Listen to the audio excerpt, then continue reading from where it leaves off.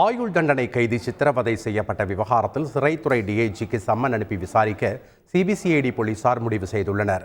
வேலூர் சிறையில் அடைக்கப்பட்டிருந்த ஆயுள் தண்டனை கைதி சிவக்குமார் சிறைத்துறை டிஐஜி ராஜலட்சுமி வீட்டில் வேலைக்கு அழைத்துச் செல்லப்பட்டிருக்கிறார். அப்போது அவரது வீட்டில் இருந்த பொருட்கள் மற்றும் பணத்தை திருடியதாக குற்றம் சாட்டப்பட்டு கடுமையாக தாக்கப்பட்டிருக்கிறார்.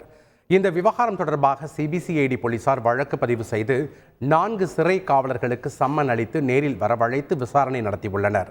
இதில் பல அதிர்ச்சி தகவல்களை சிறைத்துறை காவலர்கள் கூறியிருப்பதாகவும் தகவல் வெளியாகியுள்ளது. இது தொடர்பான முதற்கட்ட விசாரணை அறிக்கையை நீதிமன்றத்தில் சிபிசிஐடி போலீசார் தாக்கல் செய்துள்ளனர். இதன் தொடர்ச்சியாக சிறைத்துறை டிஐஜி ராஜலட்சுமிக்கு சம்மன் அளித்து விசாரணை நடத்த இருப்பதாகவும் சிபிசிஐடி போலீசார் தரப்பில் தகவல் வெளியாகியுள்ளது. செய்திகளை உடனுக்குடன் தெரிந்து கொள்ள உடனே சப்ஸ்கிரைப் பண்ணுங்க.